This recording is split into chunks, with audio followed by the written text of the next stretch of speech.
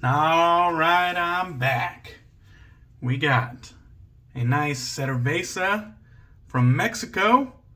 This one's from Monzon Brewing Company, and this is their 2-star double IPA. What a name. It better live up to a name like 2-star IPA, because if I have to give this 1 star, we're going to have some problems, especially when they set the expectation so low. This is a 9.2, made in Puerto Vallarta, Mexico. Let's see. Don't know what that means. Help me out if you know what I'm talking about. Okay, 2 stars, double IPA. Los sobres limpios y dulces de Malta dan paso rápidamente a una intensa cáscara de mandarina, frutas tropicales, pino y un sutil sabor y aroma a té negro procedentes de los lúpulos Idaho 7, Citra, Mosaic y Laurel. Oh man, you know I butchered that. You know I butchered that. But if anybody knows Spanish and wants to help me out, you can put it in the comments section. But it's a double IPA. Let's see how it tastes. Enough fooling around.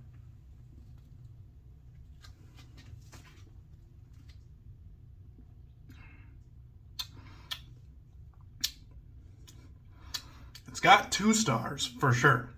Might even have a 3rd star. It's very sweet. I'm not getting like a ton of hop character in the way of like bitterness. There's not a whole hell of a lot of bitterness. I get a lot of tropical fruits. It's very fruity. It doesn't have a lot of like citrus zing, but it's more like sweet fruit character. So it's probably the malts and the hops, and who knows when the fuck this thing was canned. August 26th, I'm guessing. Right there. So it's not the freshest freshie. It's about 2 months old. But yeah, it's fruity, malty, not very bitter whatsoever. It doesn't really have like a prominent hop presence. But as far as tastes go, tastes all right. I'm going to drink it. All right. We're going to be using First Line Shave Razor Ruby Undead. We are closing in on Halloween, so might as well bust out a few of these theme soaps that don't see the light of day otherwise. This is in the First Line Shave 3.0 base. You can see it right there. Now, this was the original release. He may have made minor tweaks to ratios and stuff like that after the release, but whatever this is, it's good stuff. And I had to use First Line Shave again because the other day when we used Hendricks Classics Co, what the fuck is going on? We got like cops or something outside? Douchebag Dodge cop car? Anyways, handcrafted in St. Louis, Missouri. And this one actually, the artwork was done by Chicano Designs. You could see on the tattoos on her arm. So Chicano Designs, and then also Grizzly Bay collaborated on this release. So as per usual, a bunch of collaborators. All right, let's get to the shaving portion as we talk. We got our lather all whipped up. As you can see, no Hendricks Classics Company Mentholator in the lather this time. Much better lather this time. I don't want to blame it on the HCNC menthol additive, but that's the only variable. I mean, the brush might have changed, but it's the only variable, let's be honest. We're using a Grizzly Bay brush, might as well, and this has a Strike Gold Shave Hair Force 1 Badger Knot on top. So, before we get started, we're using Hendricks Classics Co Mentholator. This was the second one that he sent for free. And this batch is one that he made like a little tweak to the formula to see if it would work better for me. But it's basically a like beeswax balm type platform. What I'm going to do is I'm going to try something different. I'm going to get some on the tip of my finger here.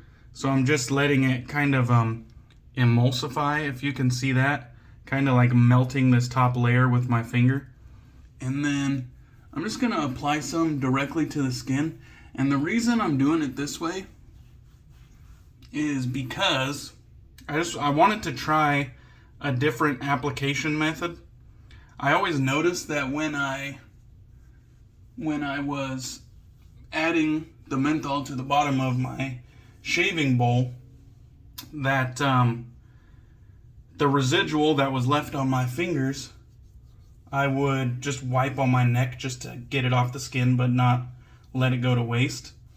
And I noticed that residual hung around on my neck for a long time, you know, like even after the shave, applying it directly to the skin.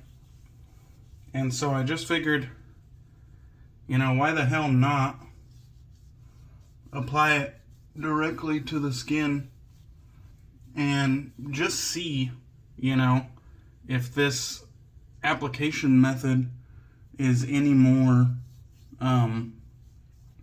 effective. I definitely can feel the sensation of the menthol close to my eyes already. Like, it made me wince there for just a quick second because it was, you know, powerful. Get a little extra right in the meat of my neck. Alright. So, I mean, who knows if this is going to work or if it's going to be a total waste of my time. Who knows? But we are, we're going to give it a go. I can feel the chill building. So I'm a little bit further into the video than I normally am, but trying something a little bit different just to see if it'll work or not.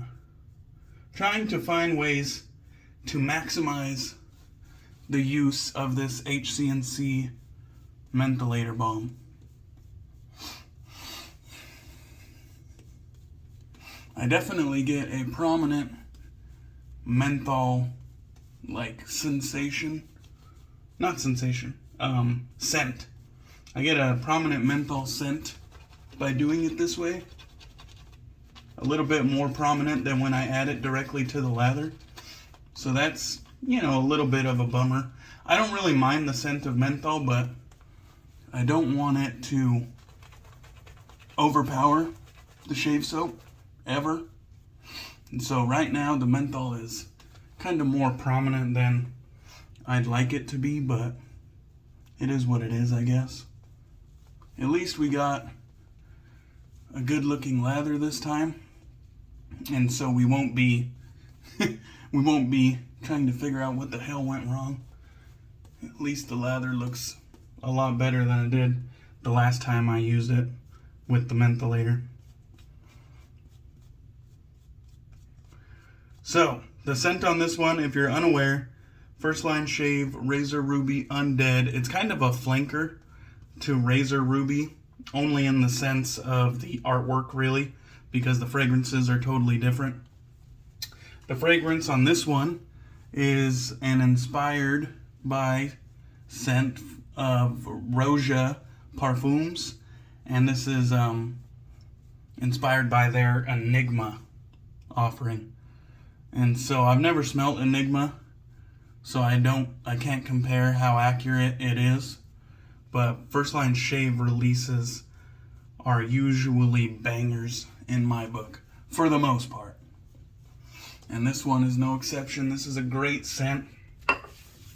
We're going to be using the North Shore Customs Schick Injector right here. So this is a vintage Schick Injector that got a brand new sporty body put on it, and then a new paint job. And it looks like we got a supply injector blade on there. So that's what we're going to be using today. And I can tell you already, haven't even got to shaving. It's only been a couple seconds. The menthol level is probably above medium, like 6.5 right now. And that's, who knows how much product I realistically used. It has to be less than I used when I added it directly to the lather. But the thing is, the kicker is, it feels more prominent now than it did when I added it to my shave bowl and incorporated it into my lather. So this might be the new method of using HC&C's Mentholator additive for me. I don't think I would recommend this to non-menthol lovers or the casual menthol user. This might be a little bit too chilly for some, applying it liberally directly to the skin like I did. But it definitely feels like above medium. It's not like on the higher end of menthol chill. You know, like soaps like Frostbite or Cold Fusion, you know, stuff like that. It's not on the super higher end of chill, Sterling's Glacial or, you know, stuff like that. It's not that cold, but it's above medium. And so it's definitely bringing the chill. So that's nice. Am I a fan of the application method and how long it takes? No. The other menthol additives that I have in my rotation, they don't take nowhere near as long to incorporate into the mix. None of them have given me this much fuss. I mean, Barrister and Mann's Terror Raid, while the product does what it says it does for the vast majority of people, synthetic menthol doesn't do shit for me in the way of cooling. It just gives me like a tingling sensation. So that's kind of like a synthetic menthol doesn't work on my skin type of thing. But the form factor of just dropping it into my lather or dropping it off or dropping it into a loaded brush, that right there is very convenient.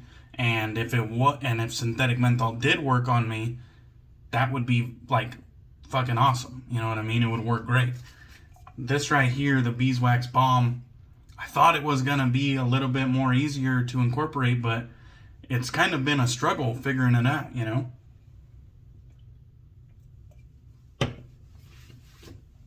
For me anyways.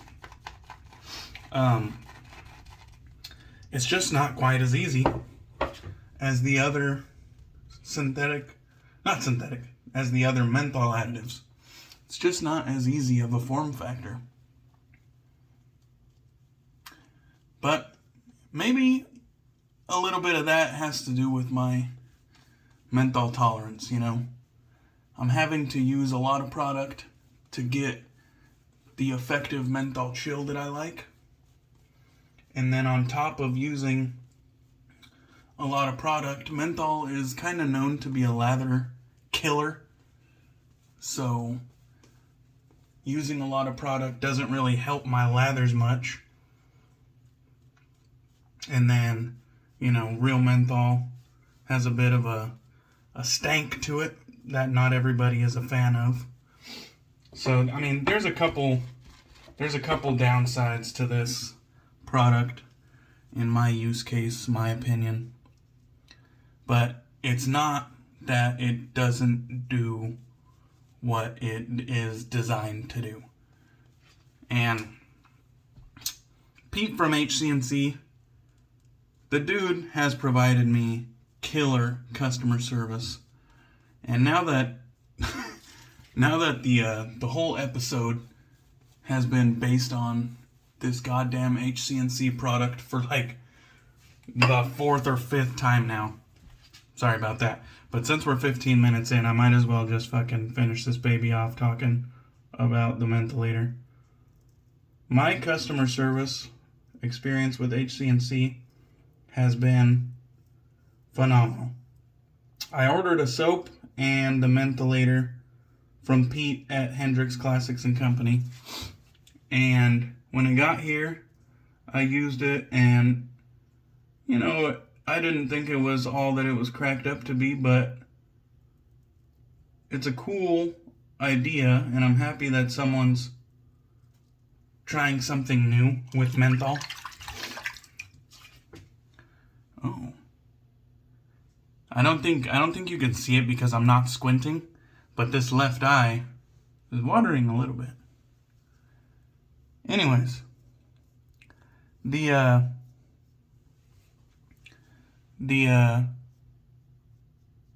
got the product, and Pete immediately wanted to know, what did I think of it?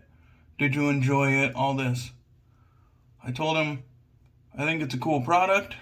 It works, but I just don't think it works as well as you advertise it. You know what I mean? But I told him, there's a caveat. I have a high menthol tolerance. He didn't believe me. So he must not be aware of who I am. The menthol maestro, the king of the frozen mountain. But I told him, I have an unusually high menthol tolerance, and I'm finding myself using way more product than, the tin says that I need to, the instructions say. But that's fine, no problems. Then I started running into all these, other problems, like my lathers getting killed, or the other, methods of applying it just weren't resulting in the most enjoyable shaves. The product works, it's just not... I just don't think it's a better product than others. Well, Pete reformulated that first one and sent me a totally different jar. So now I have 2 jars. Both of them work, perfectly fine, but I wasn't 100% satisfied, so he made me a special batch and sent it to me for free. That's fucking badass, I told him, hey, that's totally unnecessary, but I appreciate it. Well, that one didn't really do, what I thought it was going to do. It didn't really make things any better. And so he pretty much emailed me and said, hey, I'm refunding you for the Mentholator, the original one. So now I got 2 jars for $0. And he says, hey, I'm refunding it. If I can't satisfy you, then I want you to have your money back. And I just told him that's absurd, that's absurd. You do not need to give me a refund. The product does what it says it's supposed to do on the tin. I just have a high menthol tolerance, and, the form factor isn't working as easily as, I had hoped it would. So, just because, it's not a 5-star product, in my opinion, doesn't mean that I need my money back. And, he would not, take no for an answer. He sent me the money back, and that's that, which that's just wild, crazy, good customer service. I don't know what else can be said about that. That is fantastic customer service. If I can't please you, then if I can't satisfy the customer, then I want you to have your money back. I mean, this is my experience. I don't know if he does this every time. That's crazy. That's crazy positive customer service. All right. I wrote all the scent notes down and all the information for this soap, and I just rambled on about the Mentholator for like the 5th or 6th time. But it is what it is. I do think this method of applying the Mentholator is the best method I've used thus far. As far as effectiveness, I felt it. It was above medium. It wasn't like on the higher end of the spectrum, but above medium, which is plenty. So, that was a fucking enjoyable shave there. It's always nice to use the old Schick injectors. If you guys like the way that this one looks, or are interested in customizing one of your own vintage Schicks or vintage Gillettes or vintage gem razors, what have you, definitely check out North Shore Razors out of Hawaii. He cleans up and modifies and customizes these razors, and he makes them look badass. And I suppose if you really wanted to, you could send modern gear to him as well, like Rockwell 6S or whatever the hell, you know. The new Blackland era that's going to be coming out soon. If you don't like the standard black, you could send it to him and have him mod it out, which is something I might consider. Anyhow, so matching aftershave splash, first line shaves aftershaves are one of my absolute favorites as well. They are very enjoyable. The oils separate from the splash, so you have to give it a nice vigorous shake, and then it turns all milky like that. It has a nice quality industry standard restrictor and a aftershave proof, waterproof label, so nothing to worry about there. Let's go ahead and get this fantastic smelling stuff on the skin. I like the aftershave scent more than I like the shaving soap scent. I think the base does affect the shaving soap a little bit, but all in all, they both smell great. And that was a very enjoyable shave right there. Sorry I rambled, but if you are really interested in the scent notes, you could always watch my original video where I guarantee I rambled probably the same amount. Alright guys, thanks for watching. That was a damn enjoyable shave. I appreciate you, and I'll catch you on the next one. Cheers.